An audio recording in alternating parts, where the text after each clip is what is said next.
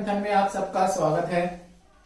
हमारा लेसन चल रहा था D block elements, BSc part second year. तो डी ब्लॉक एलिमेंट्स हैं, उनकी प्रॉपर्टीज पढ़ रहे थे। पहली प्रॉपर्टीज अपने पढ़ी थी इलेक्ट्रॉन कॉन्फ़िगरेशन, दूसरी प्रॉपर्टीज पढ़ी थी एटॉमिक स्ट्रक्चर, तीसरी प्रॉपर्टी पढ़ी थी आयनाइजेशन पोटेंशियल और फोर्थ पढ़ी थी रिएक्टिविटी। उसके बाद की फिफ्थ प्रॉपर्टीज है मैग्नेटिक प्रॉपर्टीज, चुंबकीय गुण।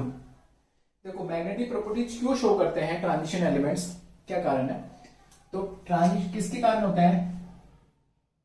इलेक्ट्रॉन की उपस्थिति के कारण, इलेक्ट्रॉन की उपस्थिति के कारण।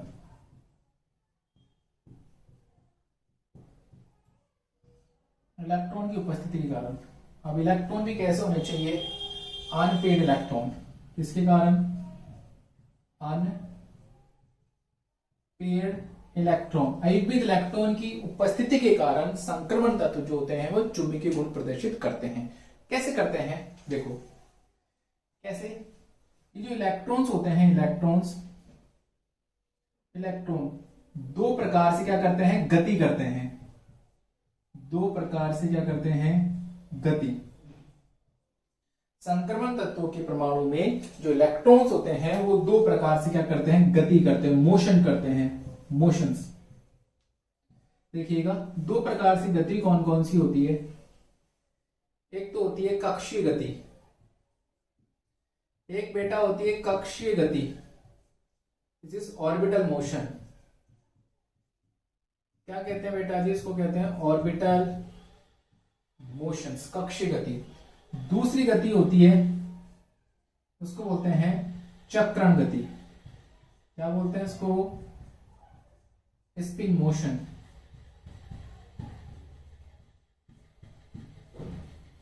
एक तो होती है कक्षीय गति, एक होती है चक्रण गति। देखिए क्या होती है कक्षीय गति?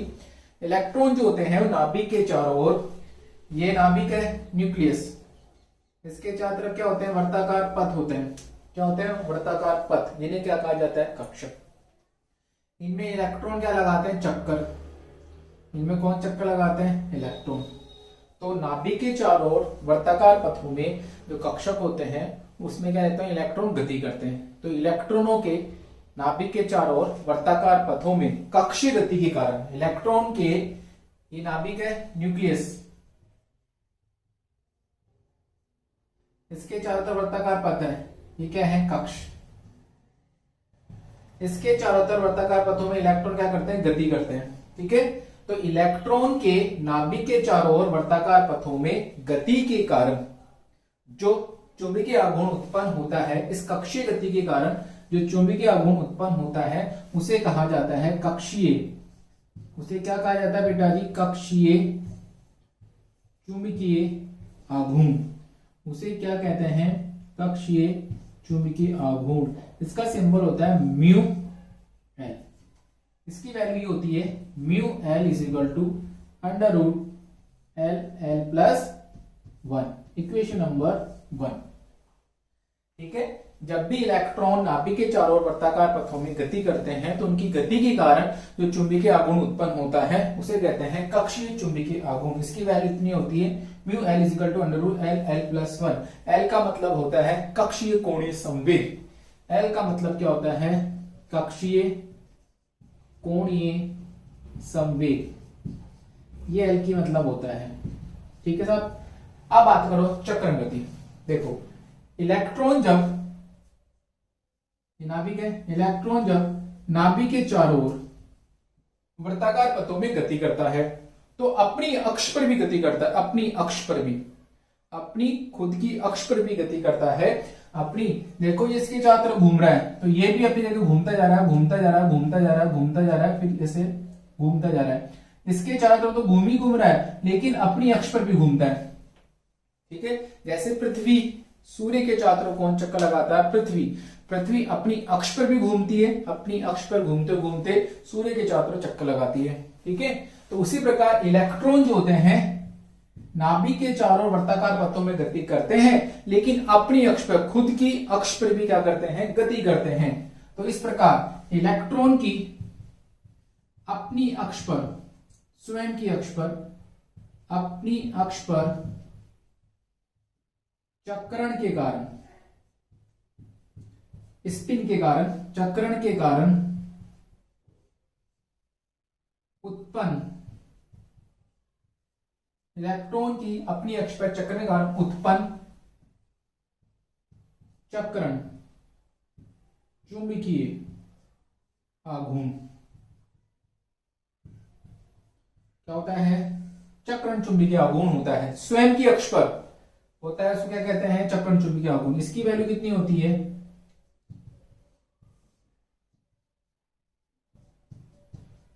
ये mu S is equal to होता है 4s, S capital bracket s plus 1। एक तो ये होता है, एक ये होता है। इसको क्या कहते हैं? इसको बोलते हैं चक्रण चुंबकीय, चक्रण चुंबकीय आघूर्ण। क्या बोला जाता है बेटा? इसको बोला जाता है चक्रण चुंबकीय आघूर्ण। और एस को क्या बोलते हैं? चक्रण कोणीय संवेग। ठीक है, स्पिन एंगुलर मोमेंटम। और ये तो इलेक्ट्रॉन जब कक्षीय गति करेगा तो चुंबकीय आघूर्ण का वैल्यू क्या होगी? ये। और जब इलेक्ट्रॉन अपनी अक्ष पे गति करेगा तो चुंबकीय आघूर्ण की वैल्यू कितनी होगी? Mu S is equal to होगा 4ss प्लस 1। तो समीकरण नंबर 1 और समीकरण नंबर 2। तो देखिएगा आगे,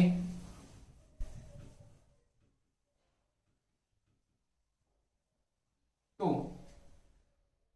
कुल चुंबकीय आघूर्ण क्या होगा? कुल चुंबकीय आघूर्ण वो क्या होगा? कैसे निकालेंगे? Mu L plus mu S. समीकरण संख्या 1 और 2 को क्या करेंगे बेटा जी? हम ऐड करेंगे।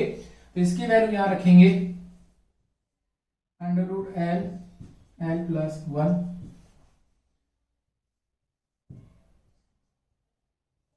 S S plus 1। ठीक है, ये चुंबकीय आघूर्ण म्यू। सो किसे डिनोट करते हैं? म्यू से डिनोट करते हैं। ठीक है, अब सुनिएगा आगे। प्रथम संक्रमण श्रेणी, प्रथम संक्रमण श्रेणी अर्थात 3D श्रेणी के तत्वों के लिए प्रथम संक्रमण श्रेणी, प्रथम संक्रमण श्रेणी दैट इज, या इसको बोलते हैं 3D श्रेणी। 3D श्रेणी के तत्वों के लिए L का मान 0 माना जाता है। L की वैल्यू जो होती है वो 0 मानी जाती है। क्यों? 3D श्रेणी के जो तत्व होते हैं बहुत प्रथम, उनका अंतिम इलेक्ट्रॉन कौन से कक्षक में जाता है? 3D कक्षक। 3D के बाद कौन आता है? 4D 5D। तो 3D कक्षक जो होते हैं इनकी कक्षीय गति क्या हो जाती है? बाह्य कक्षक 4D तथा 5D कक्षक के कारण समन हो जाती है, क्विंच हो जाती है, रुक जाती है। ठीक है, 3D कक्षकों में जो इलेक्ट्रॉन्स होते हैं 3D उनकी गति होती है बाह्य कक्षकों के कारण क्या हो जाती है? वो समन हो जाती है, क्विंच हो जाती है। तो L की वैल्यू क्या मानते हैं हम? 0। तो हमारा फॉर्मूला क्या बचेगा? म्यू। और इसको मानते हैं mu only for spin only. किसके कारण होगा? चुंबकीय आघूर्ण केवल चक्रण के कारण, म्यू ओनली। तो फॉर्मूला क्या बचेगा? 4s plus 1। किसके कारण बतेगा? केवल mu is equal to mu spin only. s की जो वैल्यू होती है, s इज इक्वल टू होता है n/2। s is equal to क्या होता है? n/2। n का मतलब होता है number of unpaired electron. n की वैल्यू क्या होती है? Number of unpaired electron. तो यहां पर आप n की वैल्यू पुट ये रखिएगा, s की वैल्यू देखिएगा क्या मान आएगा। s का मान आपने यहां रखा, इस समीकरण में s की वैल्यू आप लोग रखेंगे तो क्या वैल्यू आएगी? Mu only for spin only,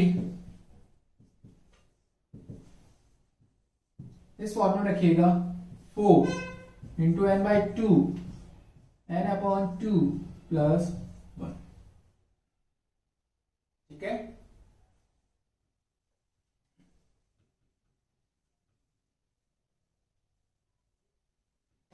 इसको सॉल्व करेंगे तो ये वैल्यू आएगी अंडर रूट n प्लस 2।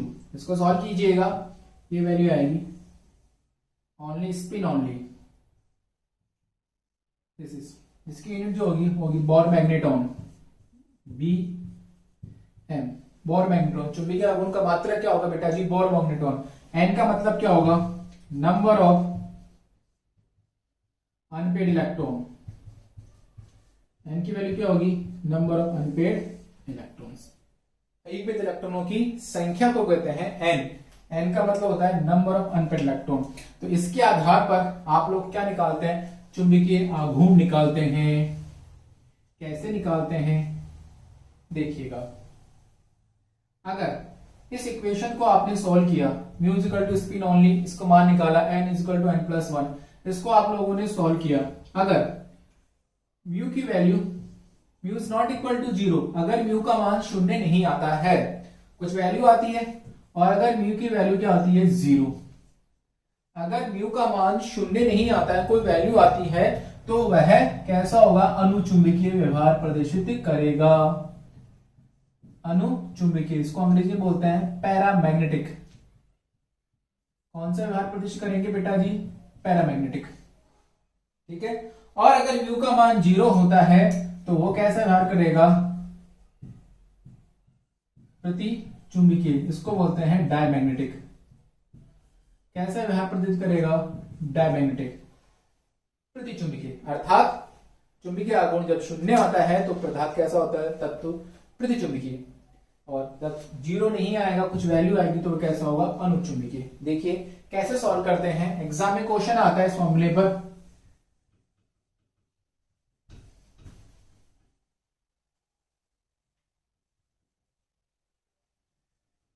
एक क्वेश्चन देता हूं आपके सामने,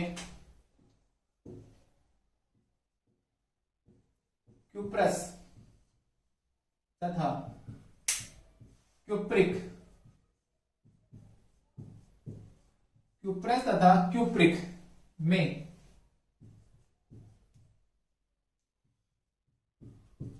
कौन चुंबकीय व्यवहार दर्शाएगा।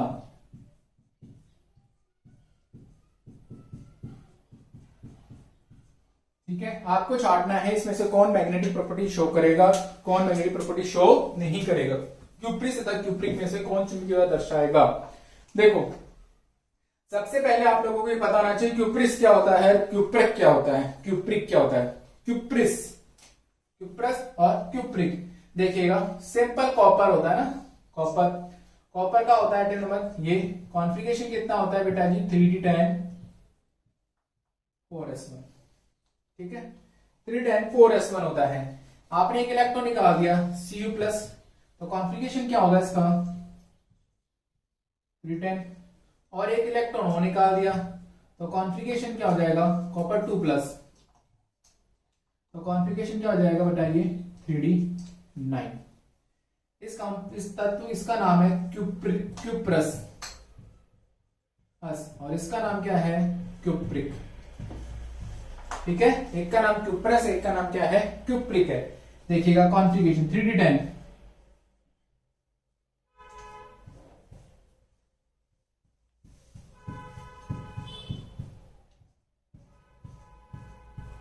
डी ऑर्बिटल कंप्लीटली फिल्ड है। इसमें देखिएगा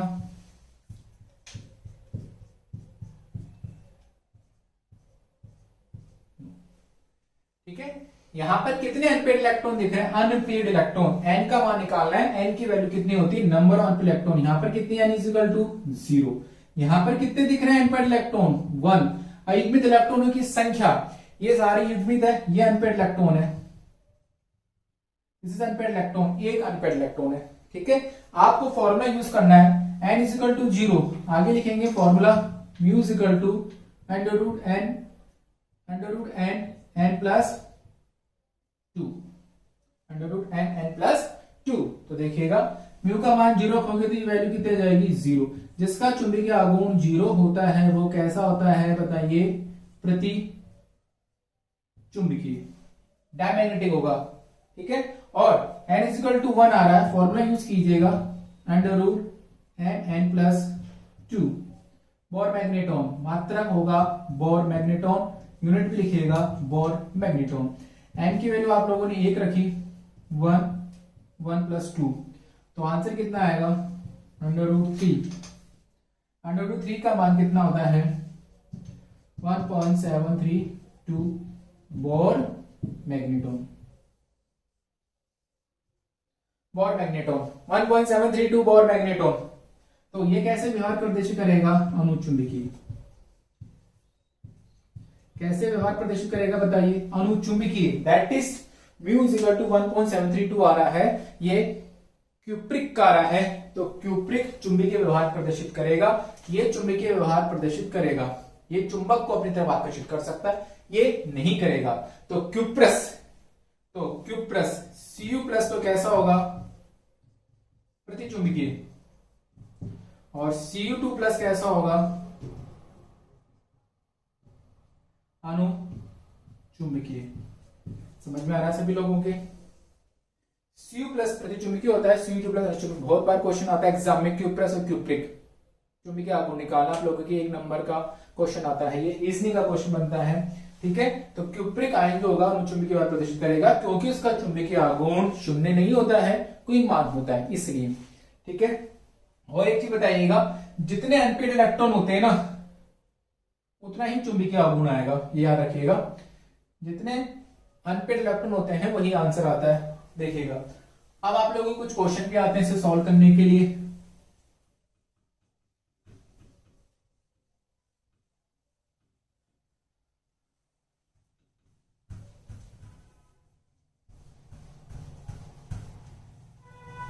देखिएगा, क्वेश्चन आता है, निम्न संक्रमण तत्वों के चुंबकीय आघूर्ण ज्ञात कीजिए। मैग्नेटिक मोमेंट निकालना आप लोगों को सबका। कैसे निकालेंगे? जैसे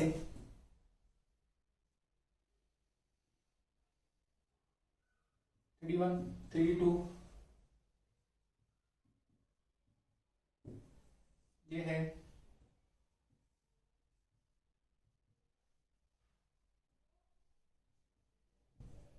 Mn2 plus, cobalt 2 plus, Zn2 plus.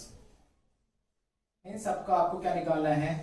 Magnetic moment निकालना है, चुंबकीय आघूर्ण निकालना है। ठीक है, तो कैसे निकालते हैं? सबसे पहले जो भी दे रखा है उसका कॉन्फ़िगरेशन लिखिए। सिंपल स्कैंडियम होता है, स्कैंडियम का कॉन्फ़िगरेशन कितना होता है बेटा? स्कैंडियम का कॉन्फ़िगरेशन 3D1 4s2 होता है ना। स्कैंडियम कॉन्फ़िगरेशन कितना होता है? 3D1 4s2। आपसे किसका पूछा है? स्कैंडियम 2 प्लस का, तो क्या लिखोगे? स्कैंडियम 2 प्लस में कितना हो जाएगा? 3D1।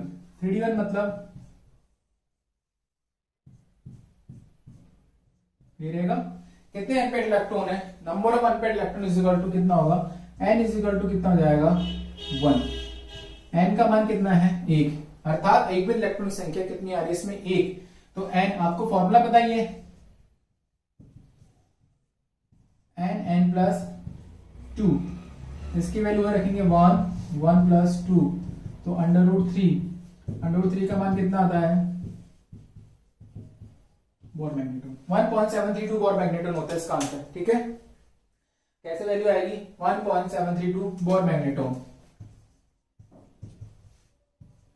इसका आंसर कितना आएगा? तो ये कैसे व्यवहार प्रदर्शित करेगा? अनुचुंबकीय व्यवहार। ऐसे सबका आंसर निकालना। आपको अनपेड इलेक्ट्रॉन निकालने हैं, पहले अनपेड इलेक्ट्रॉन निकालने हैं, एन का जो मान लिखेगा उसको फॉर्मूला रखना है। रखने के बाद उसका आंसर निकलेगा। तो याद रखिएगा, जितने अनपेड इलेक्ट्रॉन होते हैं ना, जितने अनपेड इलेक्ट्रॉन होते हैं आंसर वही आएगा 1।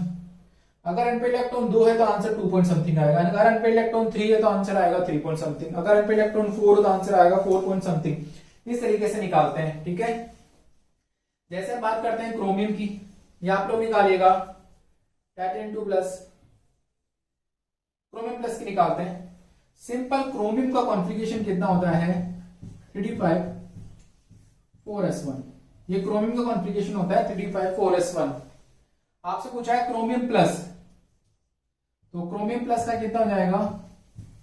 3d5।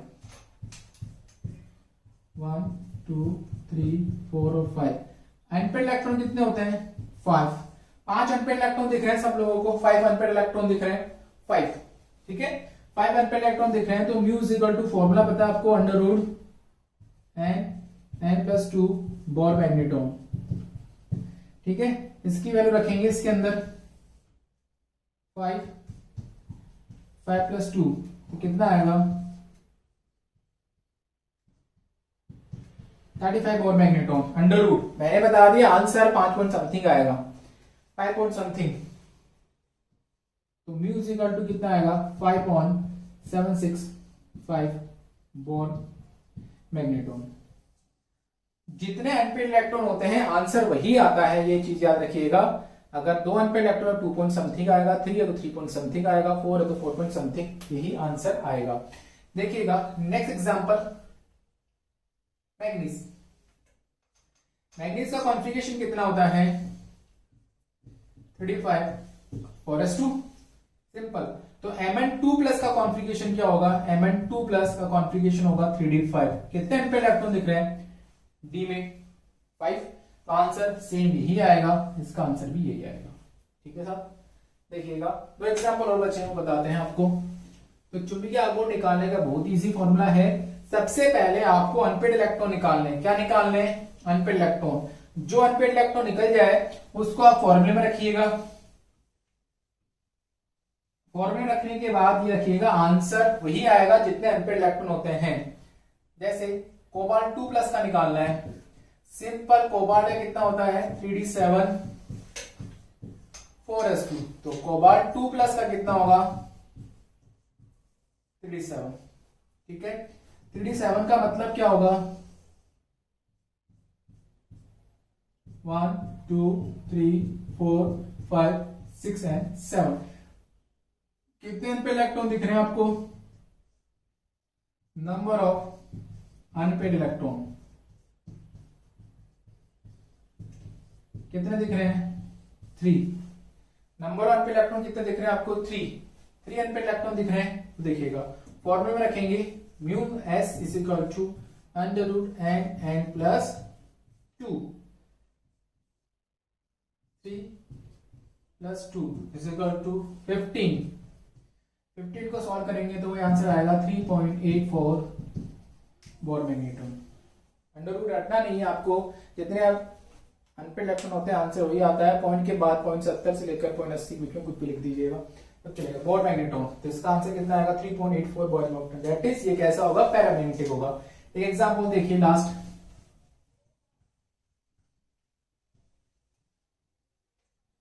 एक एग्जांपल दिया था अपने Zn2+। सिंपल, जिंक का कॉन्फ़िगरेशन कितना होता है 310 जिंक का कॉन्फ़िगरेशन कितना होता है 310 आपके पास गिवन है Zn2+, कॉन्फ़िगरेशन कितना होगा 3d10। देखिएगा 1 2 3 4 5 6 7 8 9 और 10। n इज इक्वल टू कितना दे रखा है 0, तो mu s is equal to भी कितना आएगा 0। ये कैसा होगा डायमैग्नेटिक, ये कैसा होगा डायमैग्नेटिक, प्रतिचुंबकीय होगा। ठीक है, इस तरीके से हम क्या निकालते हैं, चुंबकीय आघूर्ण निकालते हैं। संक्रमण धातुओं के चुंबकीय व्यवहार 3 प्रकार के होते हैं बेटा। पहला लिखा हुआ आपके सामने प्रतिचुंबकीय, प्रतिचुंबकत्व।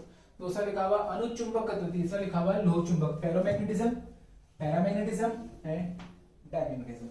होता क्या है, प्रतिचुंबकत्व किसके कारण उत्पन्न होता है, प्रतिचुंबक का गुण संक्रमण धातुओं में युग्मित इलेक्ट्रॉन के कारण होता है। किसके कारण, पेड इलेक्ट्रॉन। ये किसके कारण प्रेजेंस होता है, due to presence of paired electron. ये किसके कारण होगा, पेड इलेक्ट्रॉन के कारण, जिसमें युग्मित इलेक्ट्रॉन पाए जाते हैं उसमें यह गुण पाया जाता है। ये किसके कारण होता है,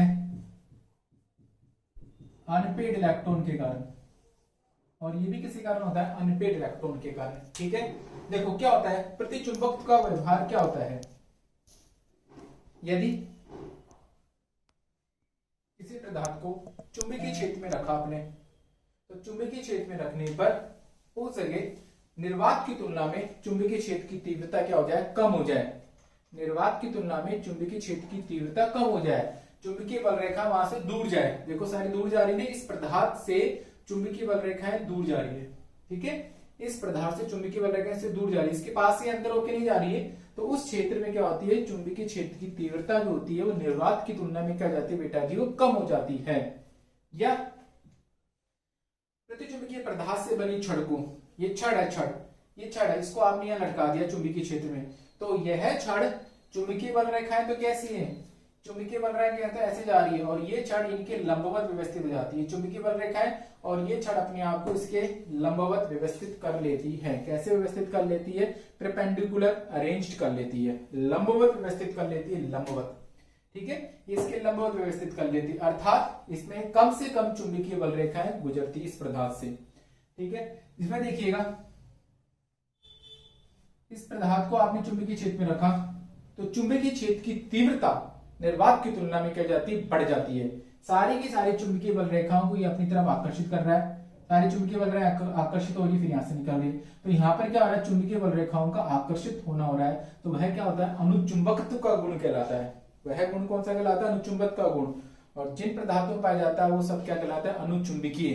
ठीक है बेटा जी, अगर अनुचुंबकीय पदार्थ से बनी छड़ को आपने इसमें लटकाया तो यह छड़ चुंबकीय बल रेखाओं के समांतर व्यवस्थित हो जाती है। सारी की सारी चुंबकीय बल रेखाएं इसमें से गुजरेगी, सभी चुंबकीय बल रेखाएं इसमें से होकर गुजरेगी। ठीक है, तो प्रतिचुंबकत्व का जो चुंबकीय आघूर्ण होता है वो शून्य होता है, अनुचुंबकत्व का चुंबकीय आघूर्ण शून्य नहीं होता है, कुछ वैल्यू होगी। ठीक है बेटा जी, प्रतिचुंबकत्व जो होता है वो ताप व चुंबकीय क्षेत्र की शीतलता पर, ये टेम्परेचर व चुंबकीय क्षेत्र की तीव्रता पर निर्भर नहीं करता है, निर्भर नहीं करता है। ये टेम्परेचर पर और चुंबकीय क्षेत्र की शक्ति पर डिपेंड नहीं करता है, जबकि ये टेम्परेचर पर डिपेंड करता है, टेम्परेचर व चुंबकीय क्षेत्र की शक्ति पर निर्भर करती है, निर्भर करती है। देखिएगा इसमें सारी चुंबकीय बल रेखाएं ये एक दूसरे की क्या होती है, अपोज में होती है, अपोज में होती है। ठीक है, जबकि इसमें ऐसा नहीं होता, यादृच्छिक गति होती है, इसमें यादृच्छिक रैंडमली मोशन होता है। और दूसरा आता है लोह चुंबकत्व। लोह चुंबकत्व का गुण ये विशेषतः है अनुचुंबकत्व का भाग है। अनुचुंबकत्व का जो होता है चुंबकीय आघूर्ण कुछ समय के लिए होता है, जब उसको चुंबकीय क्षेत्र में रखा जाता है तब तो ये अनुचुंबकीय गुण शो करते हैं, लेकिन चुंबकीय क्षेत्र से हटा लेने पर इनका चुंबकीय आघूर्ण जो होता है वो कम हो जाता है। लेकिन इनका हमेशा स्थायी चुंबकीय आघूर्ण होता है, परमानेंट स्थायी चुंबकीय आघूर्ण होता है, स्थायी चुंबकीय आघूर्ण होता है। ये कहां से लिया गया, इसका एग्जांपल है फेरो आयरन, फेरोमैग्नेटिज्म। इसमें सभी चुंबकीय लाइनें एक ही दिशा में होती है, सभी की लाइनें कैसे होती है, एक ही दिशा में होती है। फेरोमैग्नेटिज्म का जो एग्जांपल है वो आयरन भी है, कोबाल्ट भी है और निकल है। तो क्वेश्चन देखिए, आपके सामने क्वेश्चन लिखा हुआ है Fe और निकल, आयरन कोबाल्ट तथा निकल को लोह चुंबकत्व क्यों कहा जाता है। कई बार एग्जाम क्वेश्चन है आपकी 20 सेकंड ईयर के अंदर, एक 1.5 नंबर का क्वेश्चन आता है Fe को लोह चुंबकत्व क्यों कहते हैं। देखो लोह चुंबकत्व जो होता है ना उसका स्थायी चुंबकीय आघूर्ण होता है, परमानेंट मैग्नेटिक मोमेंट होता है, चाहे चुंबकीय क्षेत्र में रख लो और चुंबकीय क्षेत्र से हटा लो तो भी चुंबकत्व का गुण उसमें बना रहेगा। ठीक है साहब, जबकि अनुचुंबकत्व में क्या होता है, जब उसको चुंबकीय क्षेत्र में रखेंगे तभी चुंबकीय रहेगा, चुंबकीय क्षेत्र से हटा लोगे तो उसके चुंबकीय गुण धीरे धीरे क्या हो जाते हैं, वो खत्म हो जाते हैं। ठीक है, इसका रीजन ये है को Fe को क्या कहा जाता है बेटा जी, लोह चुंबकीय कहा जाता है ना, लोह चुंबकीय कहते हैं, फेरोमैग्नेटिज्म कहते हैं। क्या रीजन है, स्थायी चुंबकत्व का गुण रहता है। ठीक है, और ऐसी कौन कौन सी प्रॉपर्टीज पाई जाती है इसके अंदर जिसके कारण तीनों को कहा जाता है Fe। मोस्ट क्वेश्चन है, मोस्ट क्वेश्चन है ये सेकंड ईयर के पॉइंट ऑफ व्यू से। Fe को लोह चुंबकीय क्यों कहा जाता है, पर्याप्त एकविध इलेक्ट्रॉन पाए जाते हैं, उच्च परमाणुक संख्या होती है, एक्सचेंज इंटीग्रल एनर्जी को क्या कहते हैं, 2 इलेक्ट्रॉन्स होते हैं, 2 इलेक्ट्रॉन के अंतर परिवर्तन संबंध ऊर्जा, एक इलेक्ट्रॉन से तो इनके अंतर परिवर्तन संबंध ऊर्जा एक ही जैसे स्पिन में आ जाते हैं ना, तो अंतर परिवर्तन संबंध ऊर्जा का जो मान होता है पॉजिटिव होता है। किसे कहते हैं, एक्सचेंज दो इलेक्ट्रॉन के अंतर परिवर्तन से संबंधित ऊर्जा को कहा जाता है एक्सचेंज इंट्रिकल एनर्जी। इसकी वैल्यू पॉजिटिव में आती है, ठीक है। उच्च परमाणु आकार होता है, उपयुक्त परमाणु संख्या होती है, ठीक है। इस सब के कारण, ठीक है, इन सब के कारण इसमें क्या होता है, इनको क्या कहा जाता है, लोह चुंबकत्व का गुण पाया जाता है। तीनों मोस्ट क्वेश्चन है। FeCO को लोह चुंबक क्यों कहते हैं, सबसे मेन रीजन ये इलेक्ट्रॉन पाया जाता है। एक्सचेंज इंट्रिकल एनर्जी की वैल्यू क्या होती है बेटा जी, पॉजिटिव होती है, और स्थायी चुंबकत्व का गुण पाया जाता है, इसलिए इन्हें कहा जाता है FeCO को लोह चुंबकित कहते हैं। धन्यवाद।